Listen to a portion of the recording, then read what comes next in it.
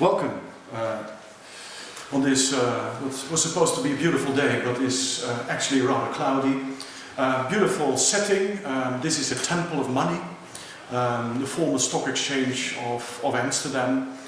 And we're going to talk about money. We're going to talk about the expertise of economists. We're going to talk about the immense mess that experts and elites have made of the European project, the project of the increasing financialization of capitalism. And we're going to do that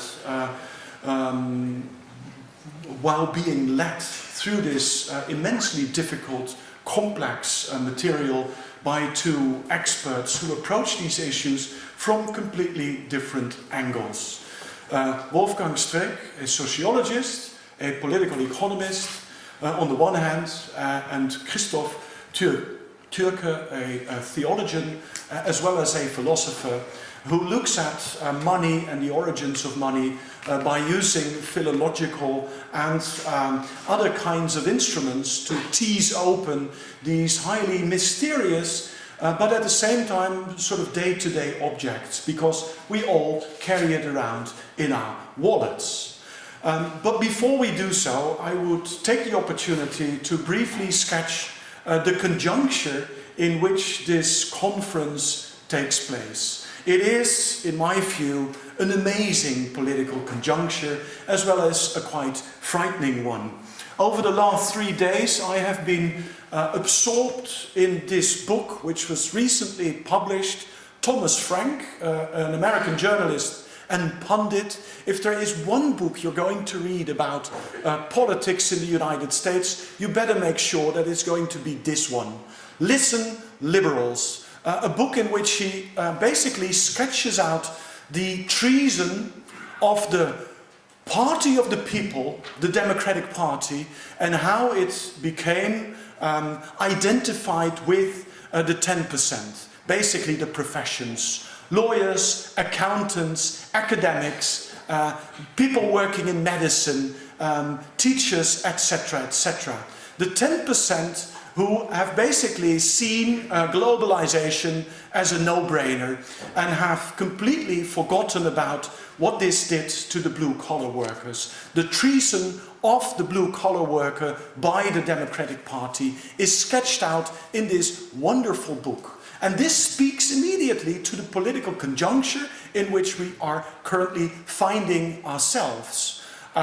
Both in the Eurozone and in the United States, we see an enormous backlash 9-10 years after the great financial crisis against elites. The expertise on which elites have based their crisis management policies has been discredited. But what do the elites do? They keep on turning to the same experts. Economics was basically implicated in this crisis. You would have expected elites to turn to alternative sources of expertise and knowledge, but lo and behold, they keep on asking the same economist for advice about what to do. And some of them, of course, have learned at least some lessons on the back of this crisis, but others haven't, and simply keep repeating, like a liturgy, keep repeating their priest-like wisdoms, while being simultaneously unaware of the fact that an increasing part of the electorate is no longer buying it. 10 years after the crisis, we, and I guess I may use the plural, an inclusive plural, including you, we have learned quite a lot of lessons. First of all, we have learned that finance has become way too big, too interconnected, too complex for our own good. We have learned that the balance sheets of banks are unreliable. We have learned that the expertise that bankers use to manage their balance sheets have basically been a sham.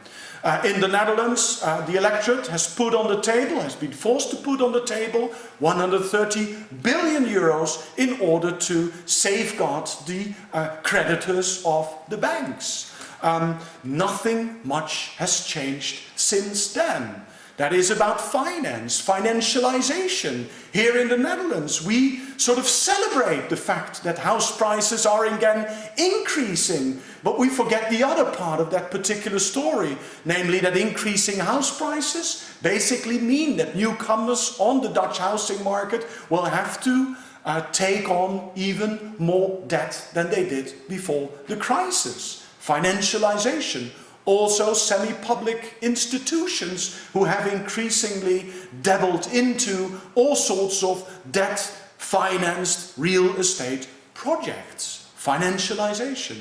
The second lesson is that we all thought, up until the outbreak of the crisis, that the European project was all about democracy, the European values, solidarity, equality, and political freedom.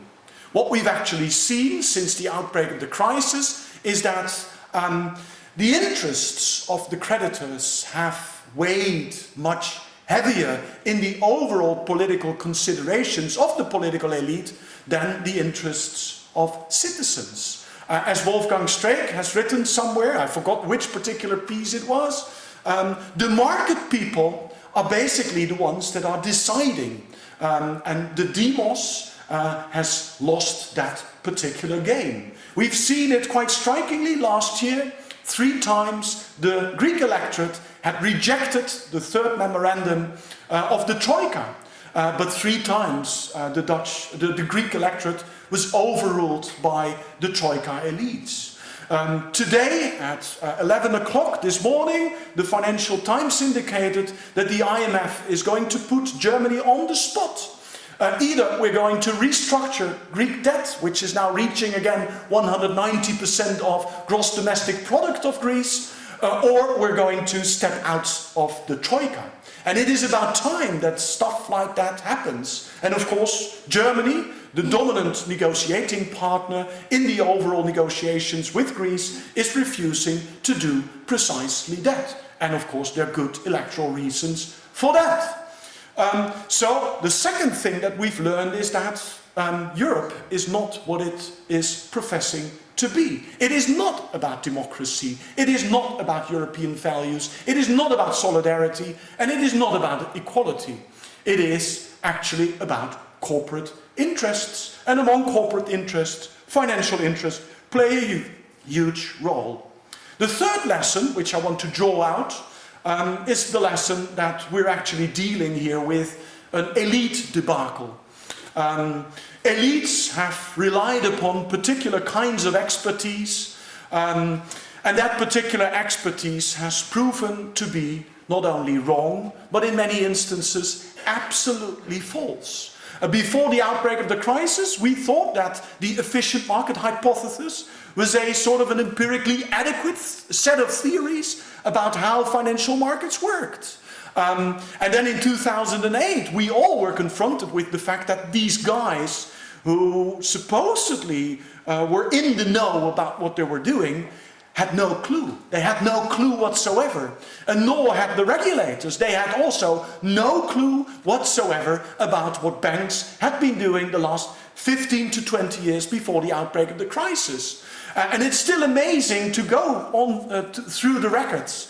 You can do that by simply going through the speeches that central bankers, and it doesn't matter whether it's the Federal Reserve Bank, the Dutch Central Bank, the Bank of England, or whichever central bank you pick. If you go through the speeches of the central bankers, they all were sort of, again, repeating that liturgy that we had entered a new universe of financial innovation, the perfection of financial markets where there was this widespread distribution of risks. There were sophisticated counterparties who knew what kind of risks they were taking on, and there was so much markets at the same time which could be played that there was no danger for any interconnectivity between those markets.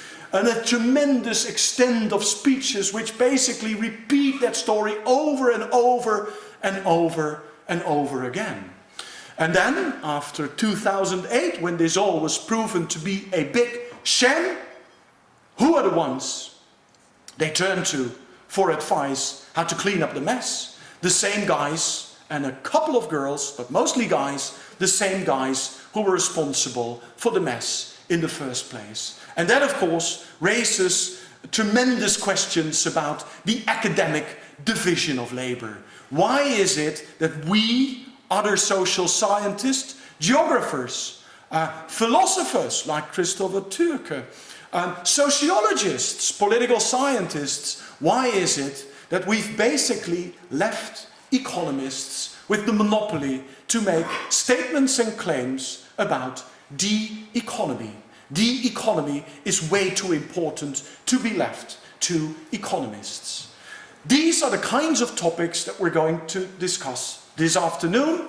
As I already said, we're going to do that by being led through this complex territory by two outstanding experts. Wolfgang Streeck, a sociologist, a member, if I may say so, of the German social scientific establishment, as a former scientific director of the Max Planck Institute for Social Research in Cologne.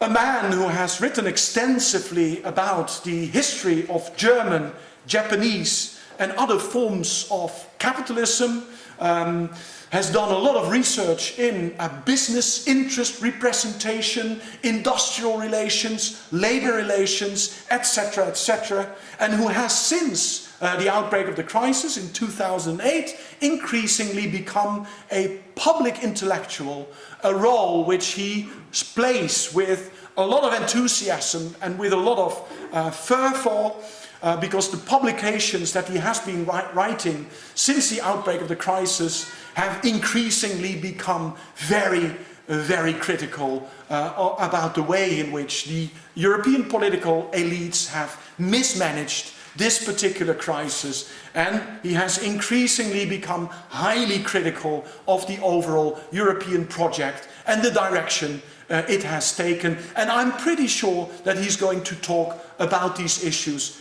in a minute.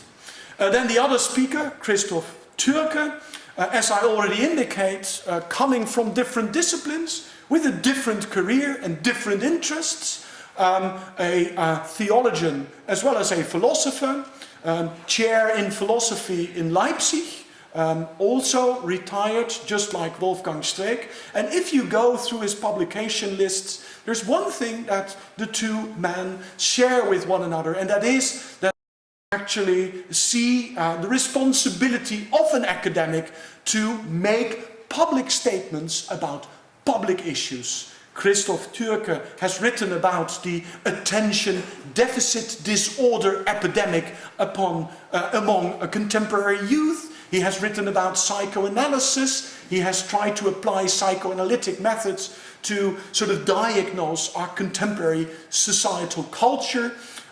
He has written recently a book about the influx of all sorts of newfangled ideas in secondary education, competence-oriented education, and that is the reason why he was invited to talk here today. He has written a book about the origins, the roots of money and debt. And what is quite striking about the book is that he comes up, like David Graeber did before him, in that his 5,000-year history, that the roots and origins of money and debt are completely different from the functional story that is being told again by the economists who are the so-called experts on money. Ladies and gentlemen, the order of today is going to be as follows. I'm going to step down. Christoph Türcke is going to take my place. He is going to lecture you on the origins of money and debt for 50 minutes. My suggestion is that we then simply continue with Wolfgang Streeck's lecture. That if you're up to it, we will immediately continue with the Q&A. But if you want a glass of water or a cup of coffee, and I will ask you after Wolfgang Streeck's lecture, then we will do a brief break and then we will reconvene for the Q&A. Is that okay, ladies and gentlemen? Yes. That is wonderful. Christoph Türcke, may I cordially invite you to come up here and deliver your lecture.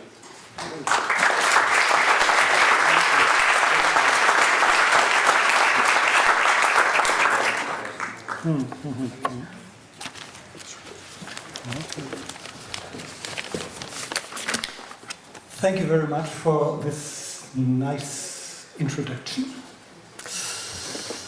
And I'm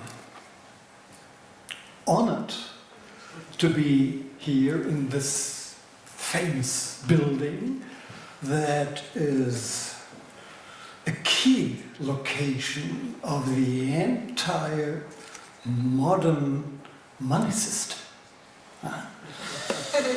To lecture here about that.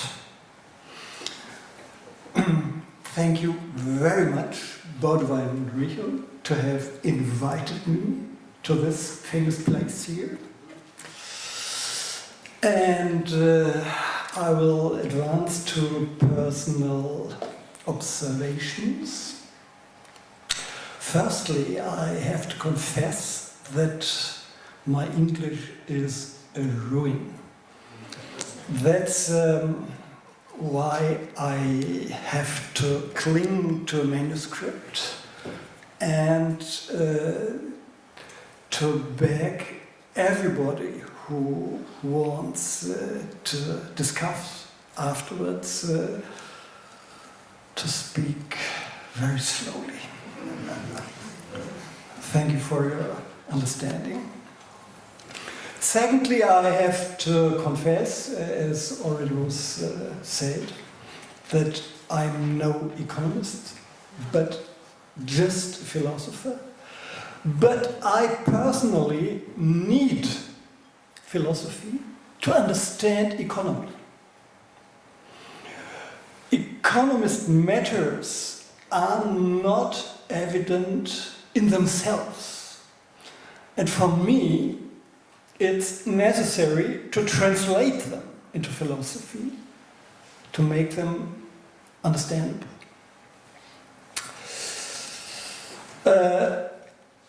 In a certain sense, I'm not even a philosopher. The only thing I really studied in my youth was Protestant theology. While studying it, I lost all my trust in the positive answers, the answers of faith. Theology is giving. But at the same time, I had to realize that the essential questions theology is posing are continuing. None of them have been overcome until today. And that's why I would like to talk about the priesthood of money. That in this case will not be a metaphor, but a one-to-one expression. Let's see. When I borrow some money from a bank, I deposit a bond that states the borrowed amount, including the modalities of repayment. But nobody would say that the bank has bought a loan from me. To borrow is not buy.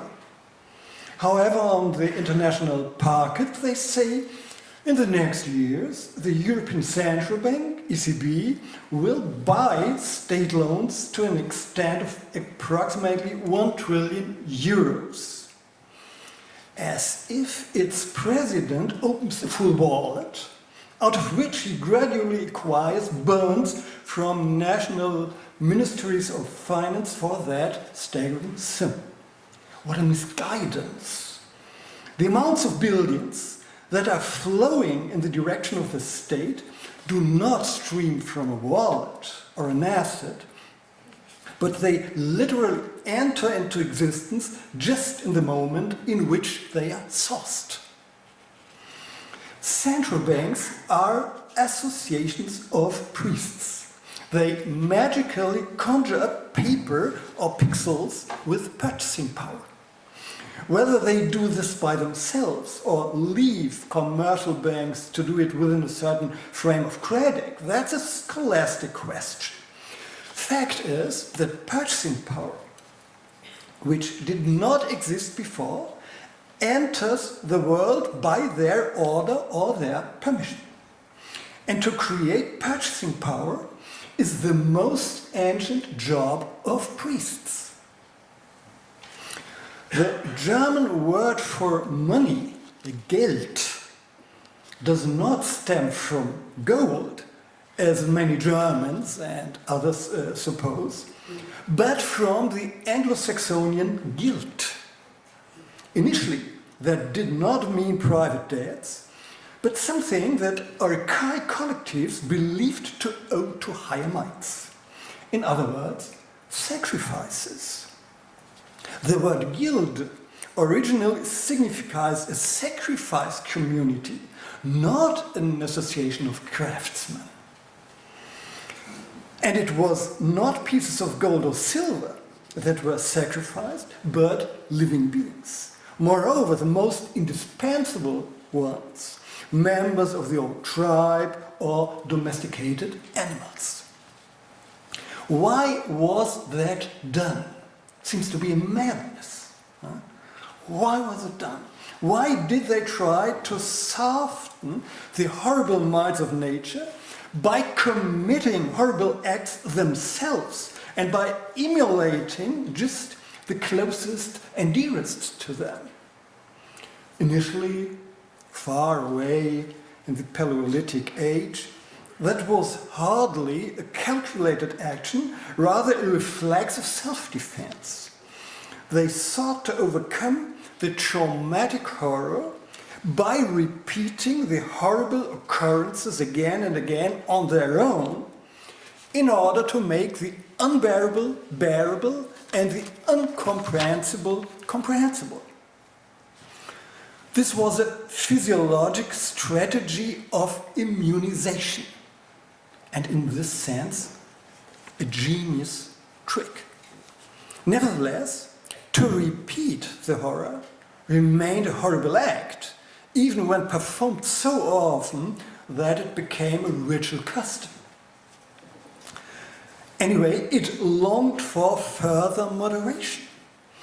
And the compulsive repetition was much easier to bear, since it was accompanied by the feeling that it was a must, because it was a debit, by the feeling that somebody was claiming it, that the violent might of nature itself demanded that dreadful slaughter.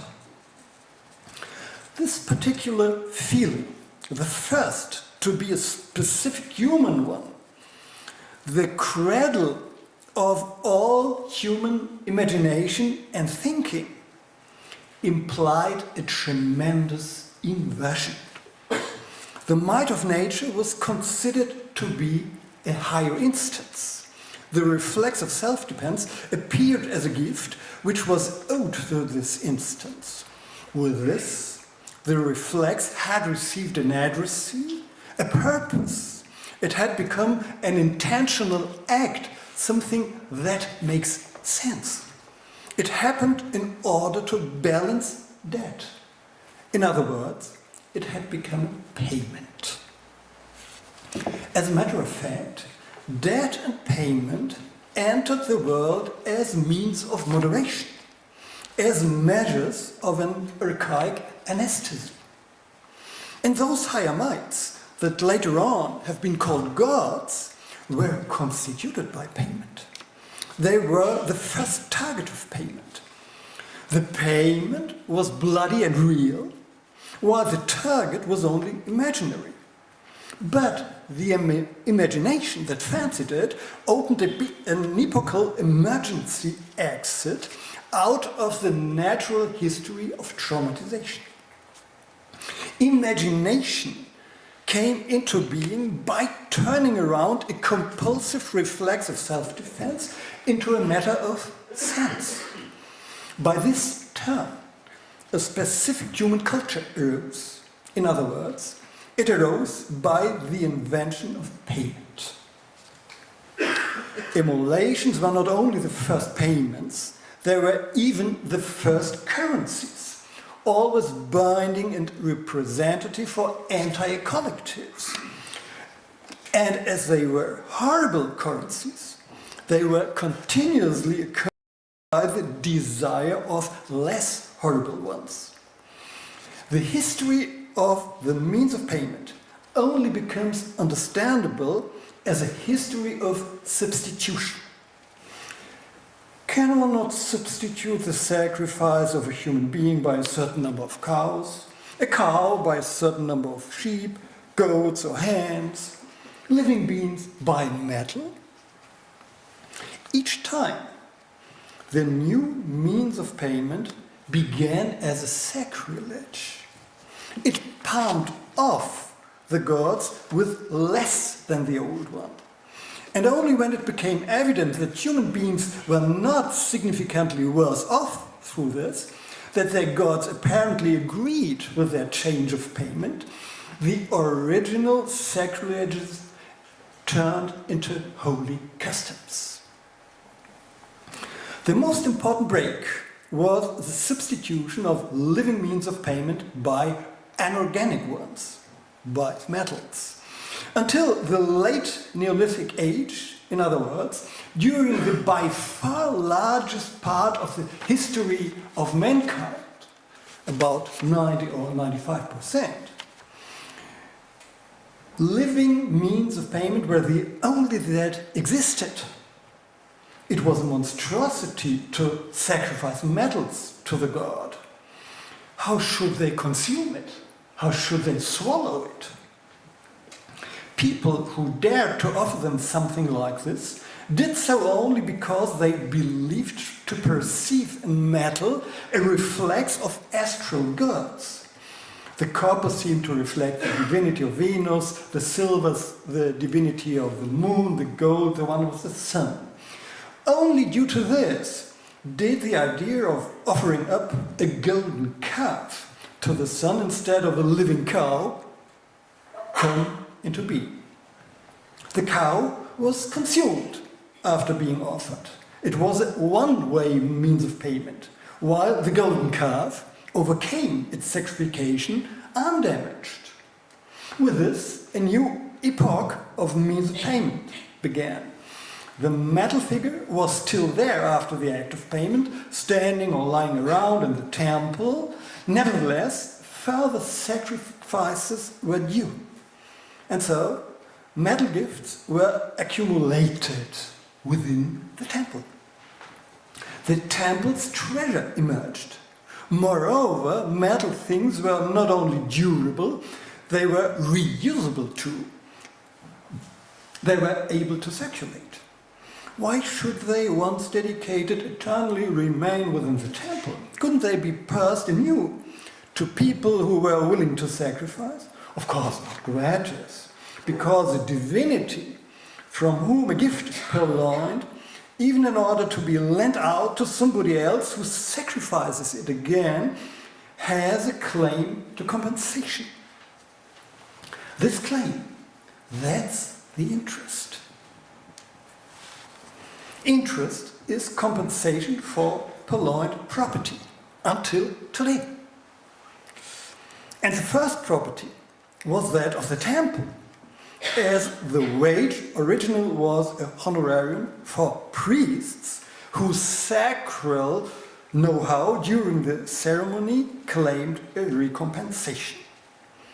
Purloining and returning gifts became the hinge of a profitable commerce that included the rise of interest and wage. The metal gifts that were accumulated in the temple attracted further gifts magnetically. Well, the temple's treasure may count as the first accumulation of capital. In a very literal sense, understand that the original meaning of the Latin word capital is not accumulation of money, but sacrilege, crime. It has been a sacrilege to offer metal to the gods.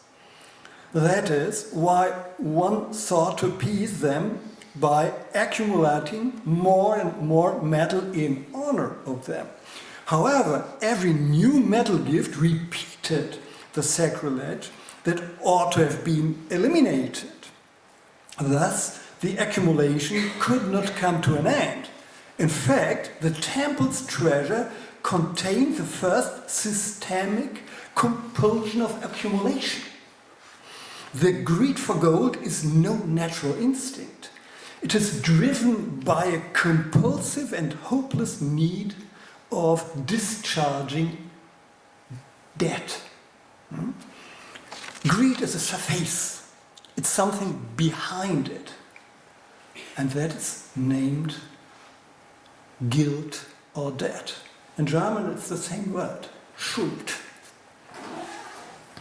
From the first metal gifts up to the invention of the coin, further millenniums passed, about 3 or 4.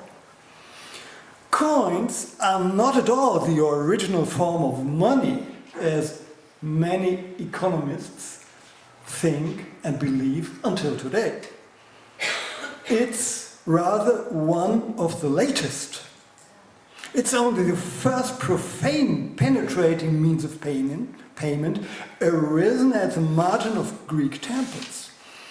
At the great sacral celebration, it happened that each participant had a claim of a part of sacrificed cattle, namely the amount of meat that fit on his spit.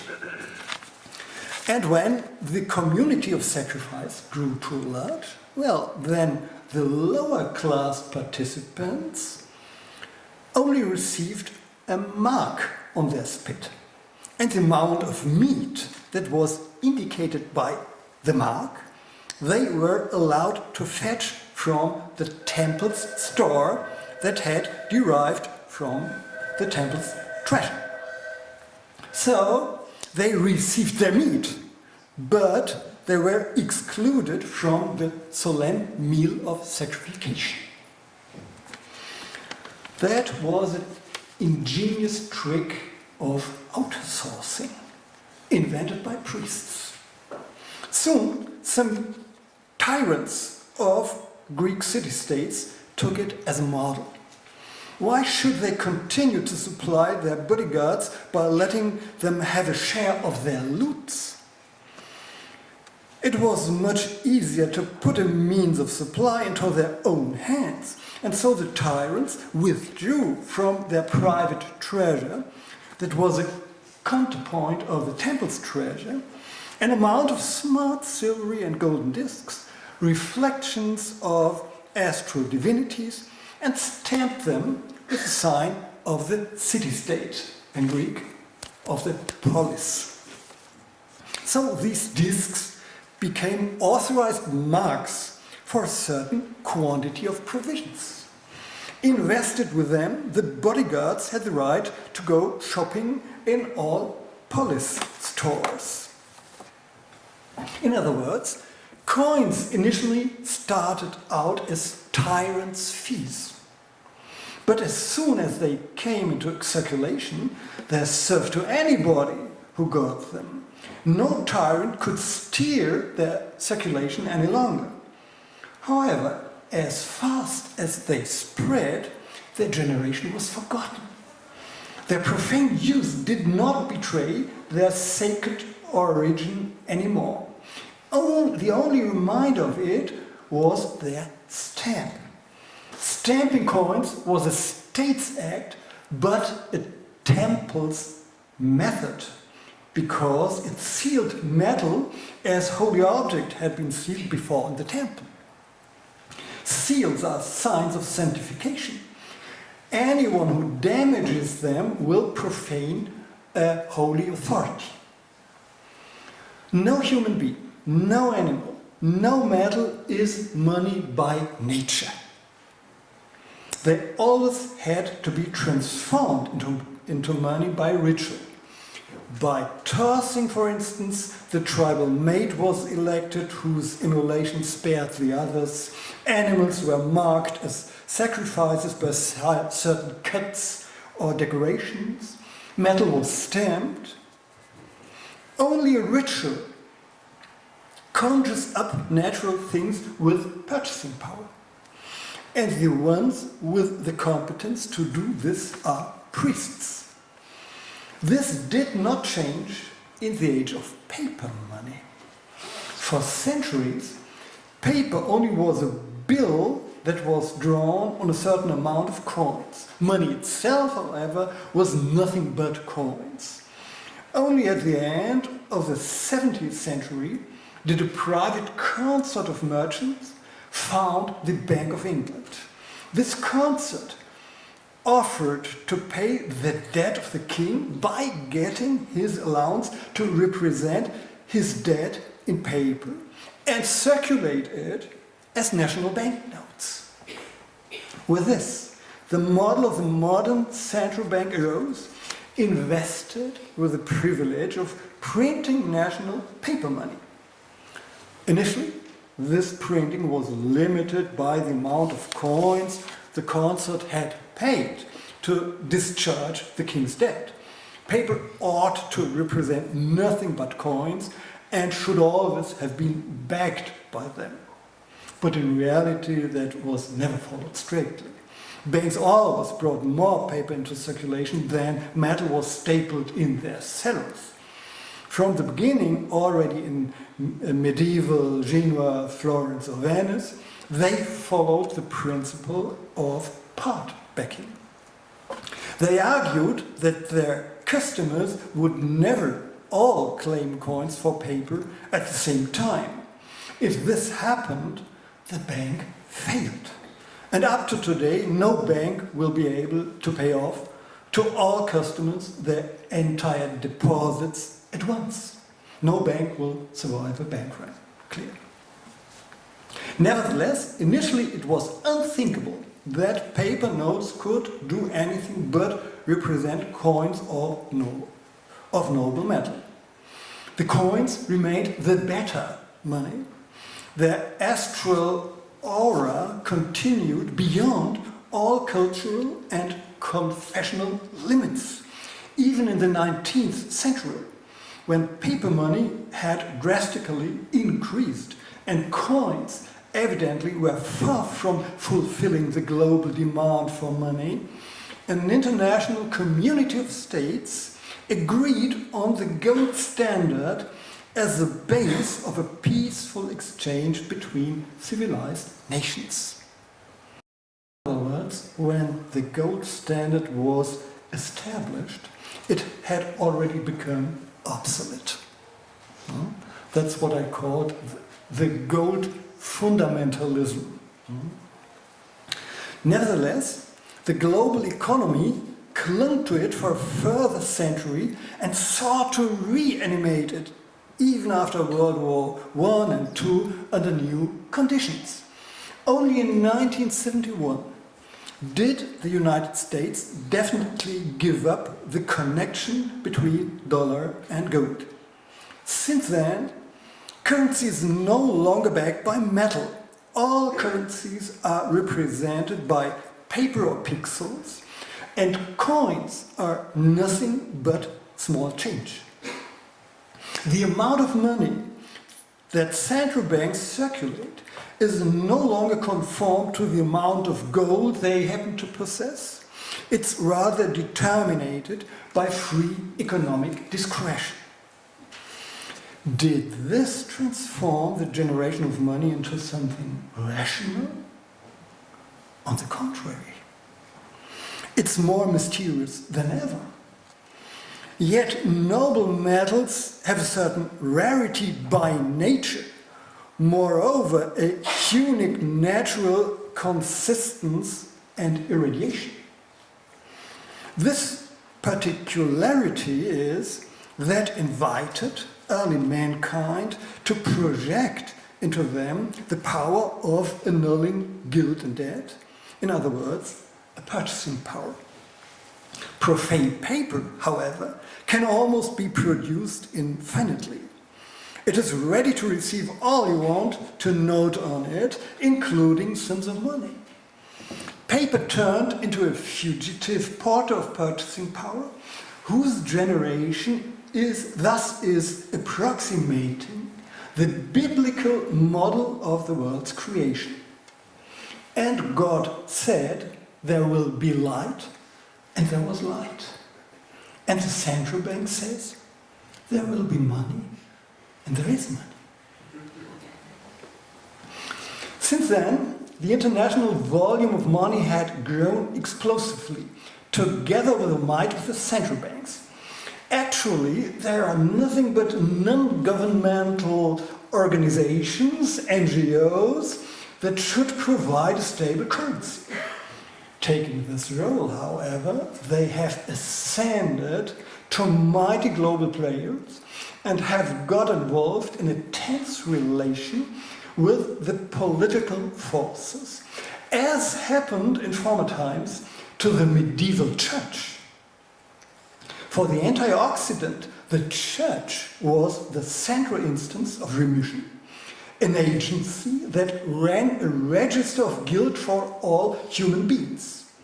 This register formed the common base upon which the feudal society developed its graduated system of domination.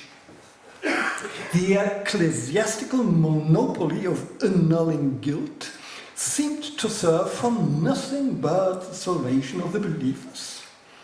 In fact, it served for the primacy of the church over the secular minds as well, or even more. The central bank works in a similar way by presenting itself as the most noble servant of money. In some way, however, it's above all money, because only the central bank is authorized to create money, or at least to allow its creation. In fact, this money enters the world as debt. As credit, it goes out to the commercial banks and from the latter into the economic circulation. Credit, however, is borrowed and has to be paid back, and all money that goes back to the central bank dissolves into the nothingness from which it arose when created. To be or not to be, that is the very question of today's central banks. No philosopher juggles with being and not being as they do while regulating the amount of money. All receivers of money are their debitors. They administrate the annulling of debts today. They are the lenders of last resort, at least in juridical terms, but also in reality. When the connection between gold and dollar was given up in 1971, much more money was printed than was backed by gold. The world of money seemed to be saved from its fetters. The rates of exchange moved freely, but the chaos of currencies that had been feared, with good reasons, had been feared, remained absent. Instead, the global circulation of money gained an unexpected ally, namely the microelectronic. New computer-based global exchanges helped to equilibrate the exchange rates, while the money that was deconnected from gold generated a new type of market, the so-called financial market. On this market, one no longer deals with commodities or shares, but with so-called financial products, exchange rates, share indices, loan of the states, and so on. What these products have to do with the market of commodities becomes increasingly opaque. Even more so, the financial products advanced to global price regulators in a very short time. Today, governments, banks, stock exchanges and companies worriedly observe how the financial markets will react as if they are choleric natural mites that have to be appeased as Zeus or Wotan in former times. The financial market has thoroughly suckled the bosom of the central banks. It is their product and their counterpoint. It began in 1972 as a marginal segment of Chicago's stock exchange and grew within a few decades to a huge internet-based jungle of investment, hedge and superannuation funds, of insurances and startup companies that attracted trillions of dollars. The microelectronic contributed strongly to this. It literally launched the financial market. And at the same time, it made entire branches of industry superfluous. Computers provided a tremendous increase in profit, while masses of employees were demitted. The era of jobless growth began. But where should the increments of profit be invested? Of course, on the financial market, that promises by far much quicker and higher profits than the investment into companies that produce physical goods. At least, since there are still enough willing idiots who continue investing in commodities and sustaining the economic base, without which even brokers cannot get their provisions. And that's a problem. The financial market can attract vertiginisms, but it cannot disconnect itself totally from the commodities market. That was painfully revealed in 2008. For half a decade before this, the real estate prices had increased drastically in the USA. Houses were built like crazy, inflation was low, credit was cheap. For everybody their own home was the slogan of the Bush government. The banks gave out lots of real estate credit, even to people without the capacity for repayment, because they had discovered a new trick. Through sub-companies, they transformed these credits into securities and sold them on the financial market, where they ran very well, for the real estate prices were increasing and increasing. However, in many cases, these securities were secured by nothing but this, the price increase. That was the insurance. So all the little poor indebted real estate owners became richer from day to day by this increase.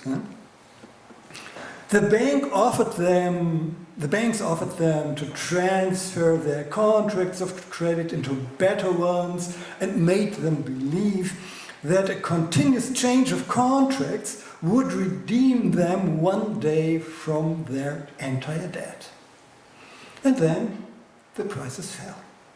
Suddenly the money institutes set upon mountains of bonds that they could neither discharge nor sell on to others. Big banks were threatened by failure. This was the hour of the states. They were ready to save their banks. But how did they do this? Did they take billions out of their big money box? Not at all. They are all deeply indebted themselves. Since huge amounts of wages were saved through microelectronics, also the taxes from them lacked in the state's cash. And the states had resolved to take more and more credits, just on this financial market that had accumulated lots of saved taxes. Already before the crisis, Even the richest nations had a debt of between 70 and 100% of their own expenses.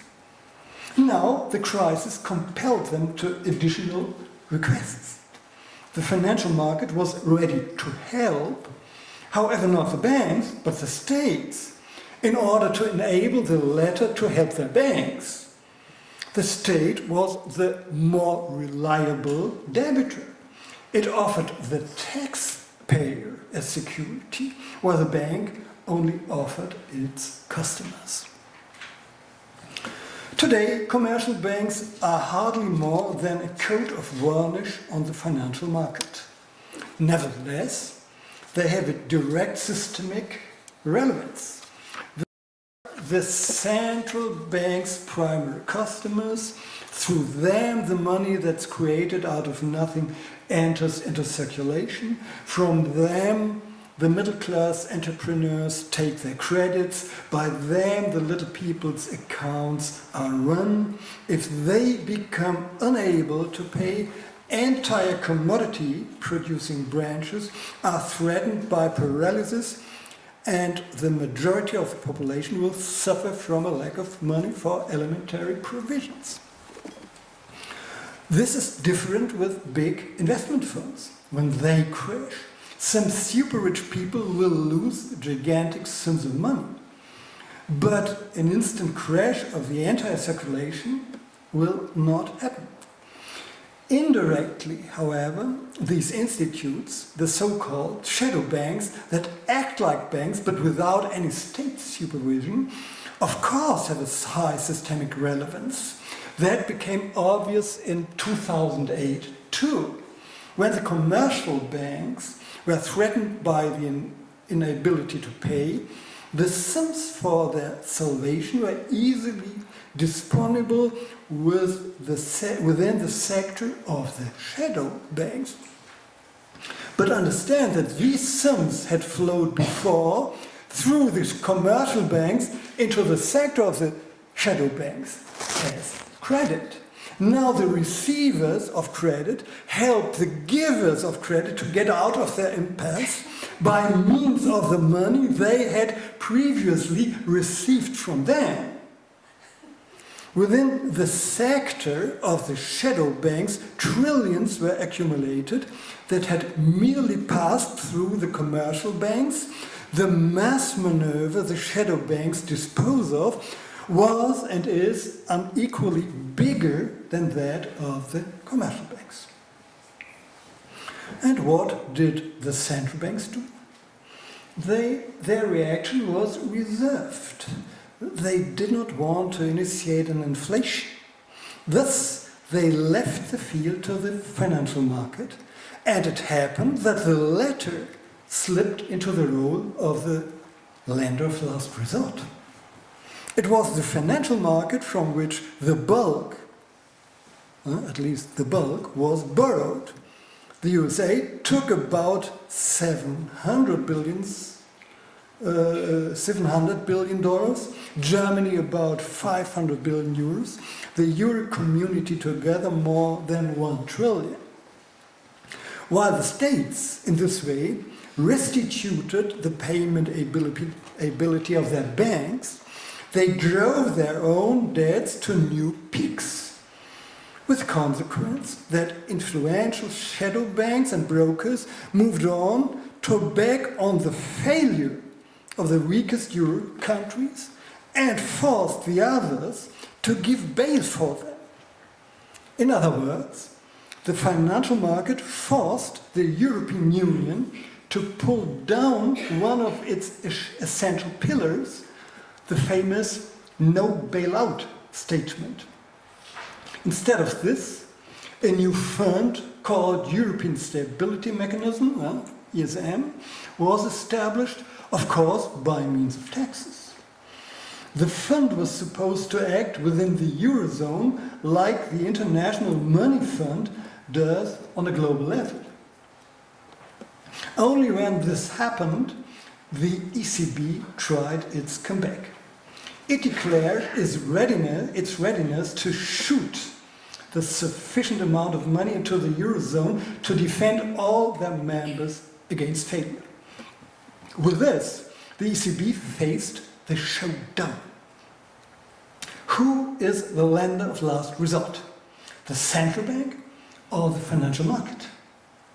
It's true that money does not come into the world, but by declaration or allowance of the central bank. But once having come into existence, this money goes its own way and is hardly able to escape from the draft the financial market is exerting on it. However, what use has the central bank from gaining the entire world as its debitors while losing the might of administrating this debt? The medieval church has asked itself the question in a similar way. What is the point of being the highest discharging authority if the secular mights refuse to subordinate themselves? Thus, the church succumbed to the temptation of entering the secular fight for might in order to confirm by this means its spiritual might. But the contrary happened. The sellout of the spiritual might.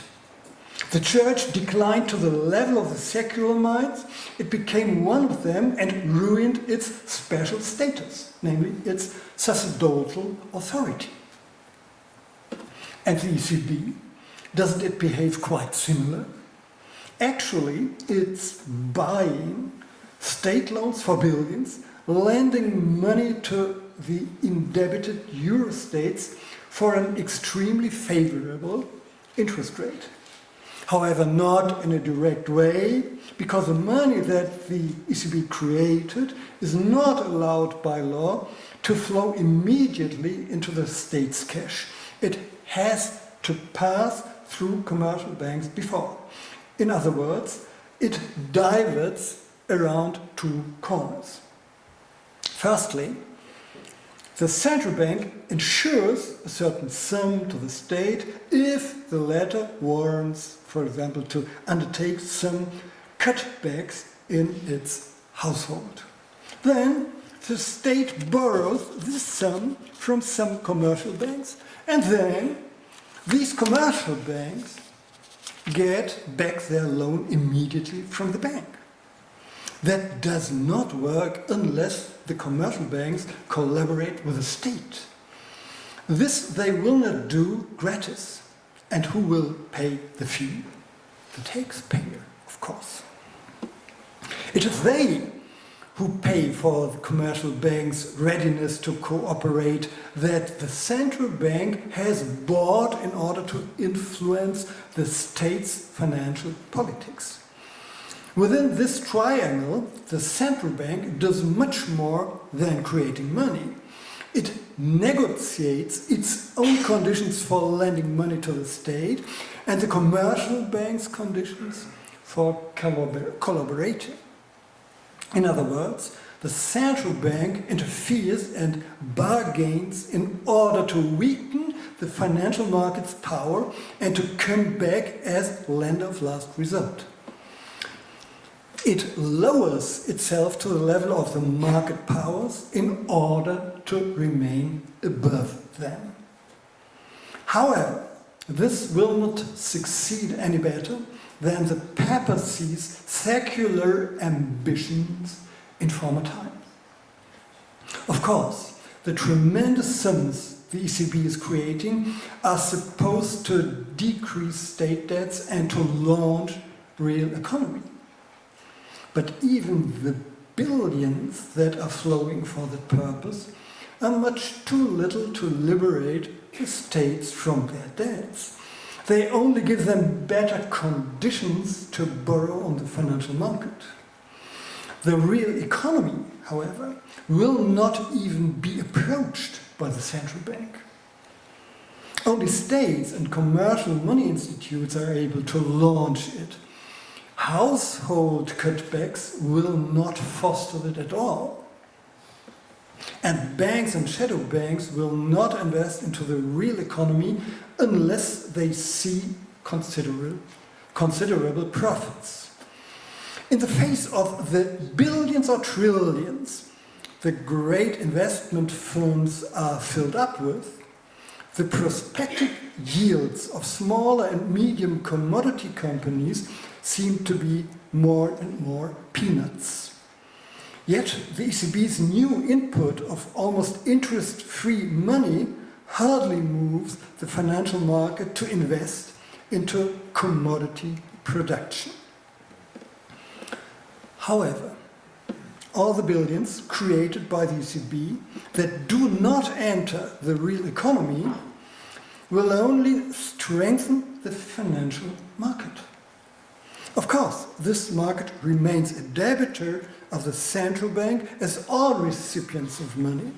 Nevertheless, it became the more relevant creditor within the real commercial life than the central bank itself. The central bank is only the first lender, the financial market, however, the lender of last resort. Despite all the billions input from the ECB, the international community of states will continue hanging on the drip of the financial market. Only when it becomes known that within the actual global money system, this cannot be any different, then a global revolution of mood can take place. Since only the weakest Euro states request a cut of debts, they will not succeed. Peanuts are usually denied. But what are the 85 billions that had been admitted to Greece for drastic measures of austerity after tough negotiations compared? Less.